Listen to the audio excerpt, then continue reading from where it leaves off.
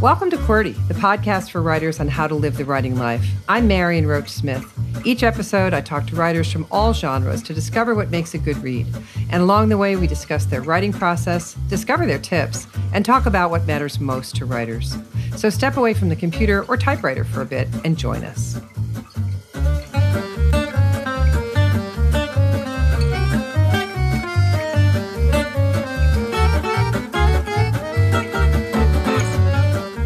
Today, my guest is writer and author Khadijah VanBrakle, whose debut novel, Fatima, Tate Takes the Cake, was a 2024 NAACP Image Award finalist for Outstanding Youth Teens Literature, a school library journal's Teen Librarian Toolbox Favorite Young Adult Read of 2023, and a Junior Library Guild Gold Standard selection.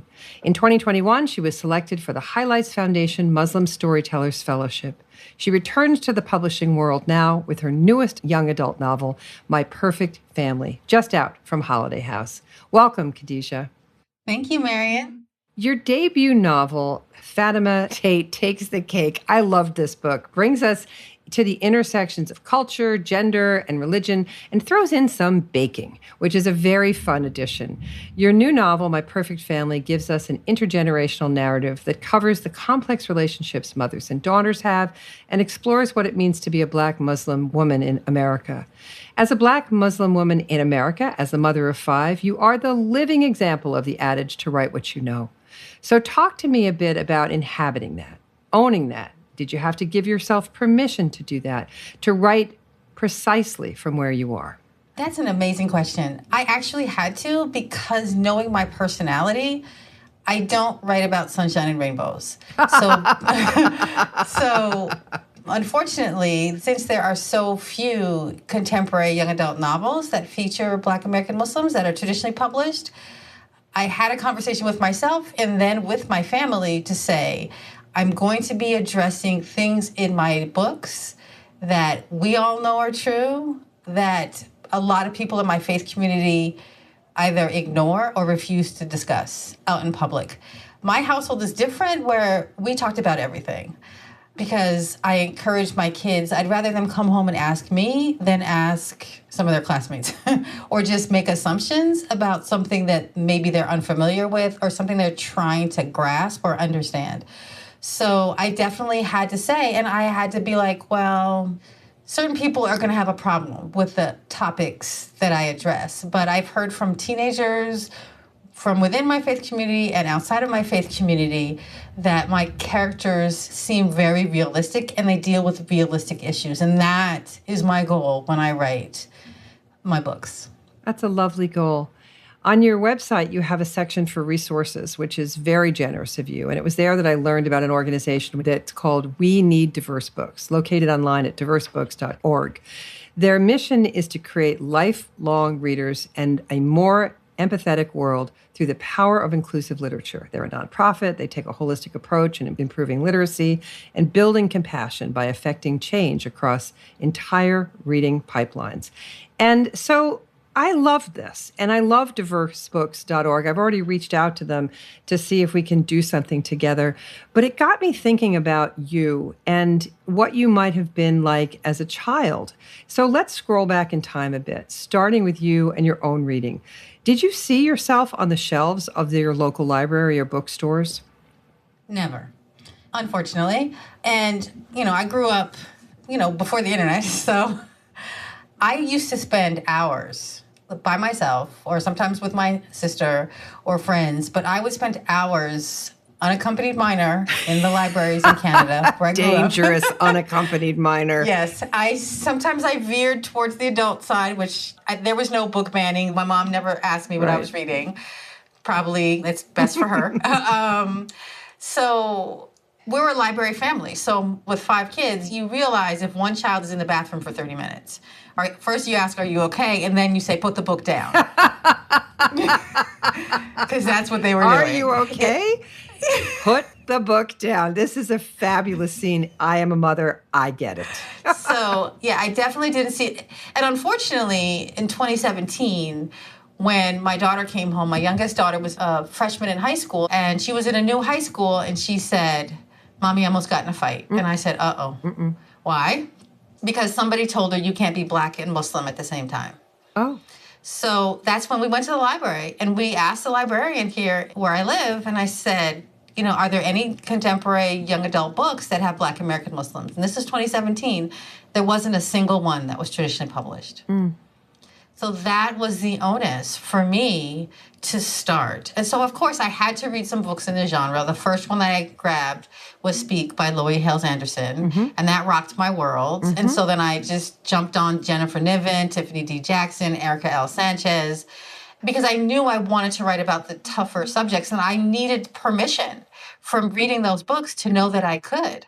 That's a wonderful, wonderful relationship you had with both your children and with this idea of giving permission. I so appreciate it. It's such a generous answer, because the thing is, we do sometimes have to move into a space and we have to either ask ourselves or the people around us, or just meet a need, right, that's not being met. And it's worth noting, because I did a little research, that Goodreads, the online site, now keeps an active list of books by Black Muslims that feature Black Muslim characters.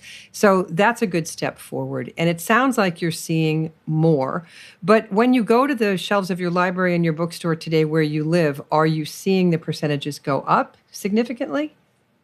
So I do know in other genres, say, for example, in picture books and in some middle grade genres, that you do see more.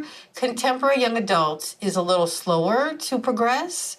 So I'm doing my best. And this is another reason why when you mentioned that I have resources on my website, because it's so important for my example, not just to be about, yes, I want to prove to traditional publishing and to my publisher that books that I write about the subject matter that I write do sell, because publishing is a business.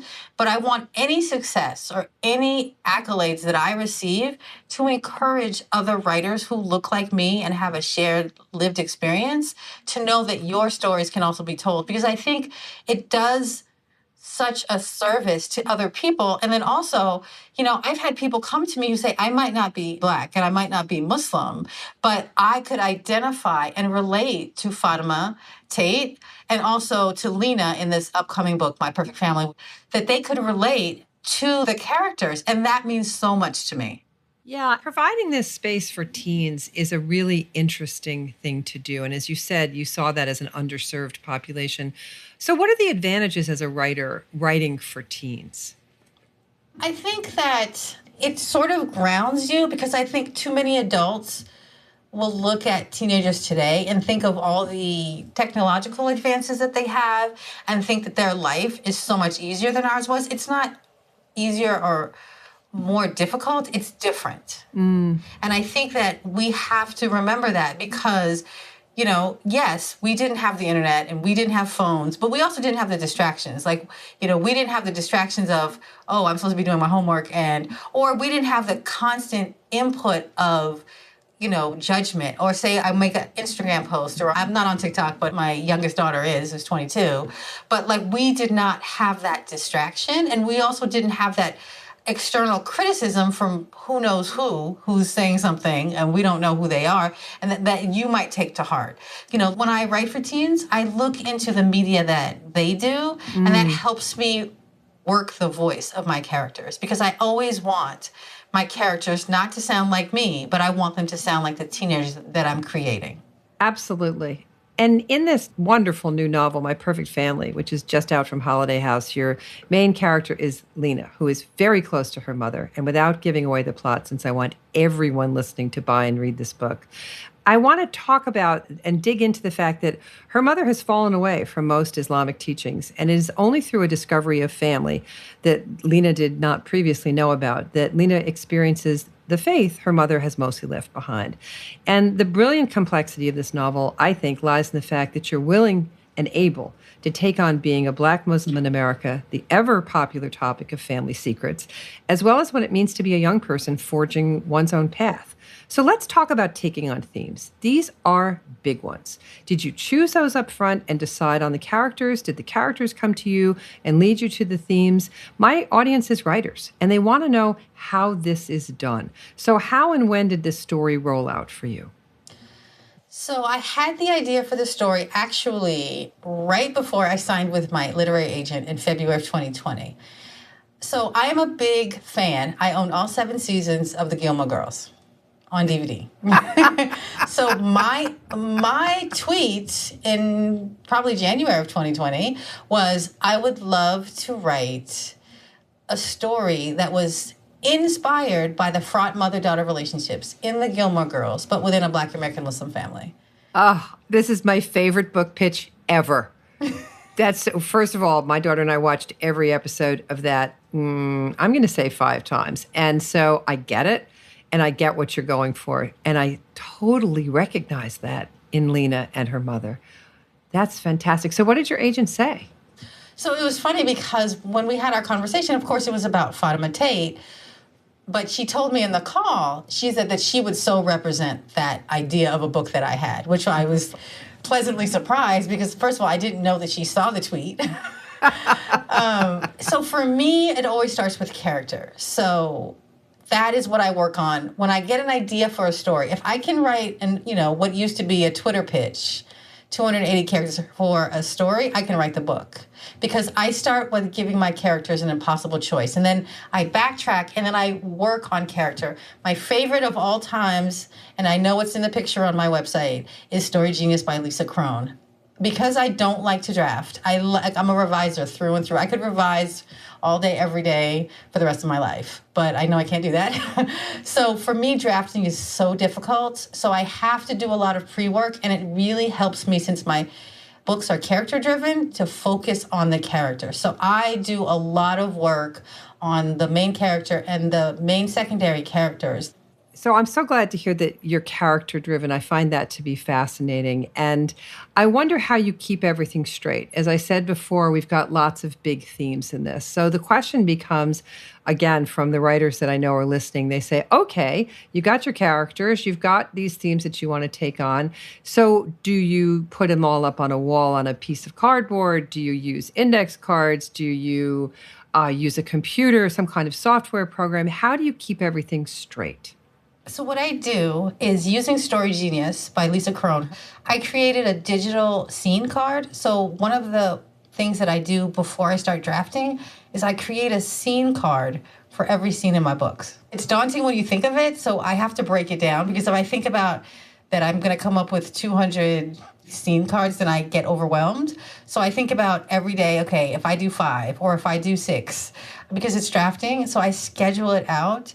The best thing that I learned was when you take the time, and then when nobody's expecting it. So that was the beauty of the first book, Fatima Tate Takes a Cake. There was no deadline. So I was trying to come up with a method for me drafting and then revising my books, so that when I did have a deadline, that I would have the method in place. Because Fatima Tate, I could take my time, it probably from start to finish, and then there was a rewrite in there after a sensitivity reader that I paid. It probably took 18 months.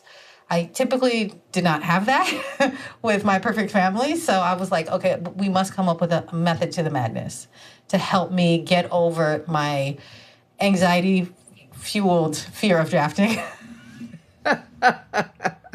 Anxiety-fueled fear of drafting. I don't know. I'm thinking we need a special tea for that or something. Or Exactly. It is absolutely, positively true that in my first years as a writer, I'd call my agent, I'd pitch her a book. She'd say, so how are you going to do that? Which means, what's the structure? And I would say, oh my goodness, look at the time.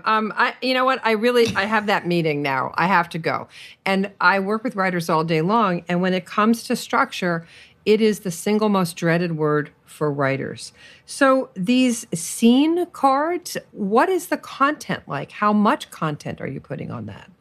So I usually have, because I'm a little verbose when I'm writing and when I'm talking, so I usually have extra notes, so most people don't. But it talks about the third rail, and it also talks about just what happened in the scene, what were the consequences, why it matters.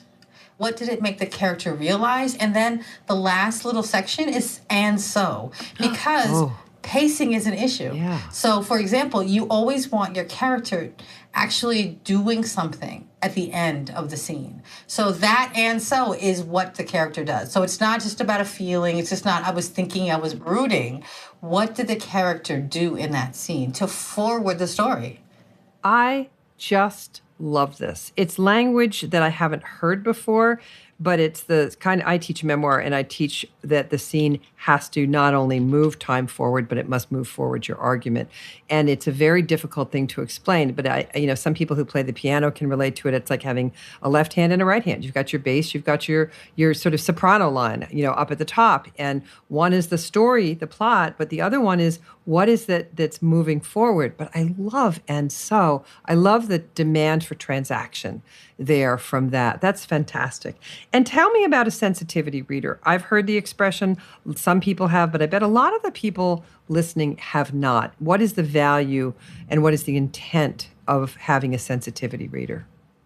So for me, if I am writing a character whose lived experience in any way is different than mine, even if they're Black American Muslim, then I want to get feedback. And I think this is a noble profession and we need them. So I am willing to pay good hard-earned money so that somebody will read it and make sure that I am not doing a disservice to that character. And I specifically in Fatima Tate for the best friend Zainab.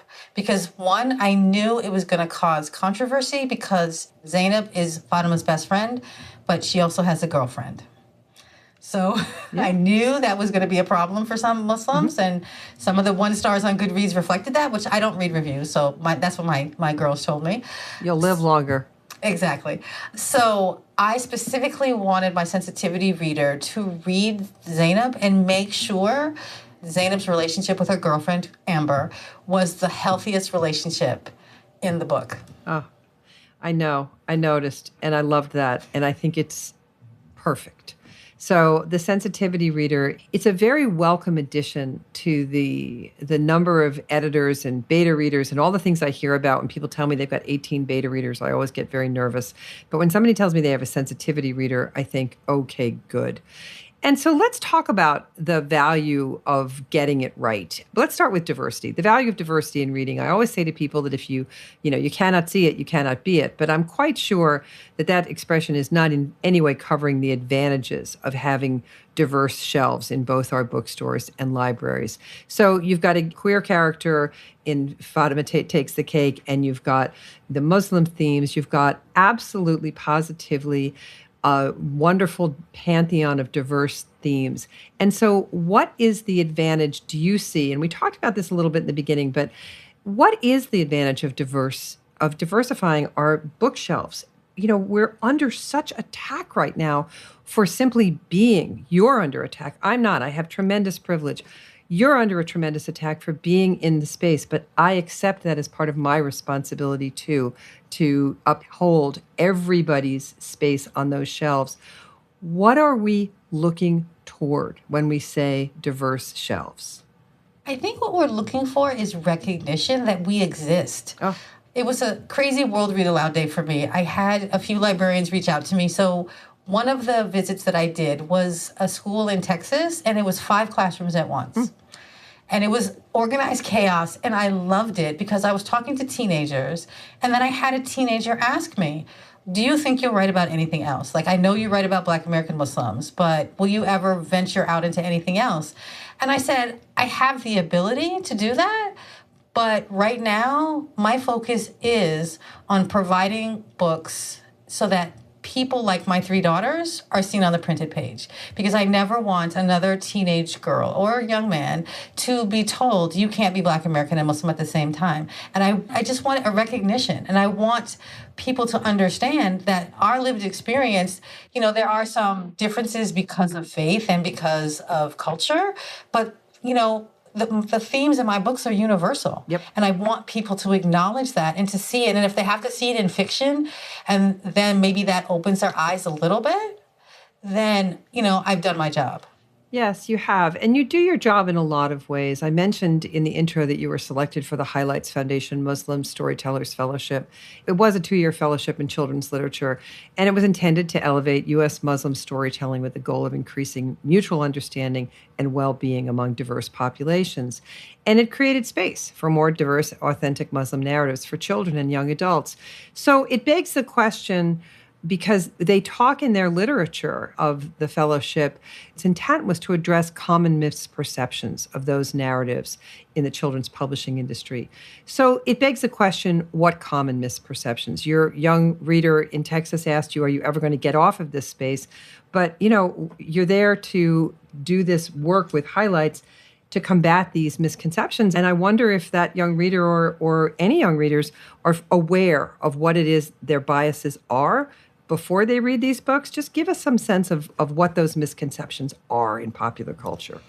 I think the thing is that because of the media these days, and I can say in the past as well, that it's just the existence of you being Black American and Muslim at the same time, so that we exist and that our lives are not that different than anybody else's. And especially in coming of age stories, I mean, you have the same universal themes of, well, what about what I want versus what my parents want versus what my teachers want, what my community wants from me, and, all of the things, and finding yourself and finding your voice, and that Muslim women don't have agency. And that goes back to how they were raised. And I'm sorry to tell you, but there's more than 1 billion, probably close to 2 billion Muslims on this planet. And there are women doing amazing things. And I want people to understand that, yes, there are people who, within my faith community, who want to limit women, but there are so many others. I just came back this past Saturday. My daughter got her master's degree. Congratulations. In global economic affairs. I mean, her best friend is starting her residency, and she also got a master's in public health. I mean, there are women out here doing all the things, and we get choices just like everybody else. And I think that's the misconception, that because of how Islam has been painted, that's why it doesn't equate in some people's brain that you can be a Black American and then also be Muslim, because why would you be going backwards? Like, you have all the rights.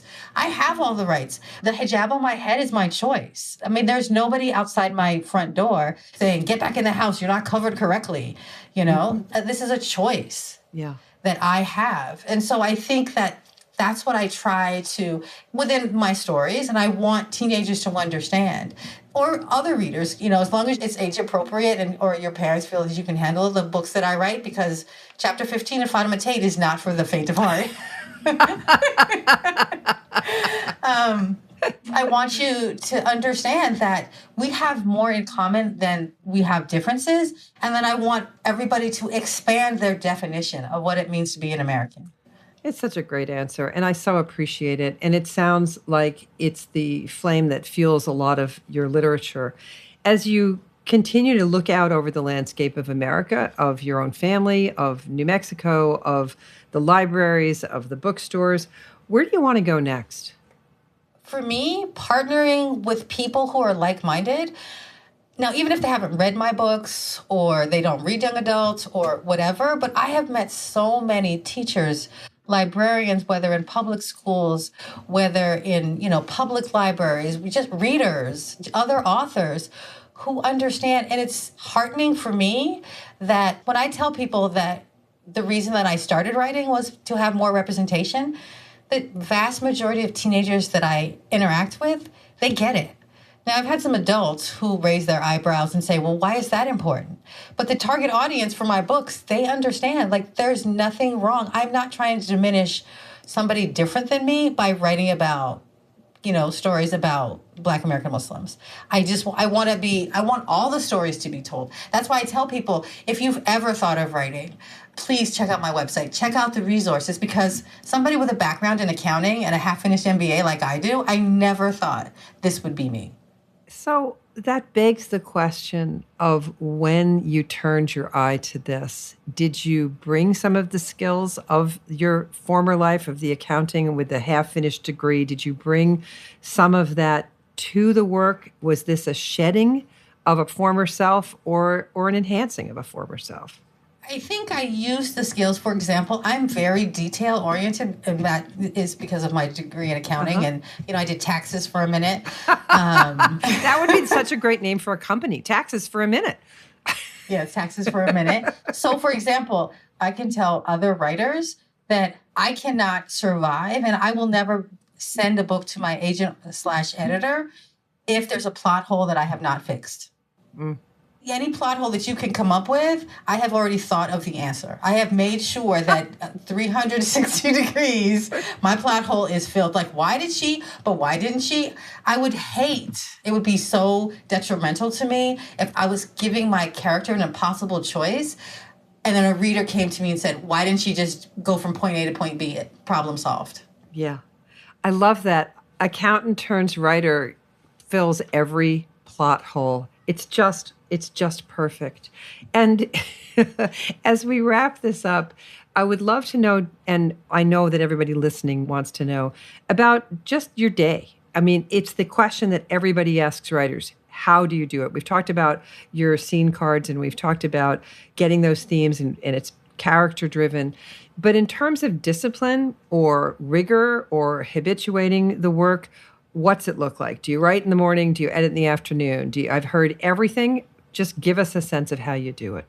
Okay, so for me, depending on the task at hand, like I turned something in, I had a quick turnaround before I had to go to my daughter's graduation. I got a frantic email saying, there's an editor interested in this thing that you did, but she wants you to make a few changes. So I had to stop what I was doing and take a week and then go to the library and then, and revise something. So for me, every year I buy a planner that has day blocks, for every single day. And so, for example, when I have an assignment, or if I have a project, and then I have to break it down, I write it down. Also, to deal with imposter syndrome, because I still have imposter syndrome, for example, every project that I do has a playlist. So for me, to get butt in chair, the first thing that I have to do is I turn on the playlist and I get myself inside of that project. And I'm like, okay, so my brain knows when that playlist comes on, it's time to get to work. So I look at the schedule of what I have to do because I schedule time off. It's to the nth degree. The accountant as writer to the nth degree. I said before that I had heard everything. I totally take it back. Nobody has ever told me that the playlist cues the creativity. So now I must ask you for at least one song from the playlist from this wonderful book, The Perfect Family. So, Blended Family by Alicia Keys. Of course. Of course. Perfect. Thank you, Khadijah. Thank you so much, Marian. It's an honor to talk to you. We had some thunder and lightning in the middle of that. I don't know if the listeners can hear it, but it was a very electrifying conversation, and I really enjoyed it. Thank you so much, and good luck with the book. I just love your books, and I'm literally waiting by the bookshop door for the next one. Thanks a million. Thank you so much. The author is Khadijah VanBrakle. See more on her at khadijahvanbrakle.com. Her new book is The Perfect Family, just out from Holiday House Books. Get it wherever books are sold. Follow the author on Instagram at Khadijah VanBrakle. I'm Marian Roach Smith, and you've been listening to Cordy. Cordy is produced by Over It Studios in Albany, New York. Reach them at overitstudios.com. Our producer is Jacqueline Mignot. Our assistant is Lorna Bailey. Want more on the art and work of writing? Visit marianroach.com, the home of the Memoir Project, where writers get their needs met through online classes in how to write memoir. And thanks for listening. Don't forget to follow Cordy wherever you get your podcasts and listen to it wherever you go. And if you like what you hear, please leave us a review. It helps others to find their way to their writing lives.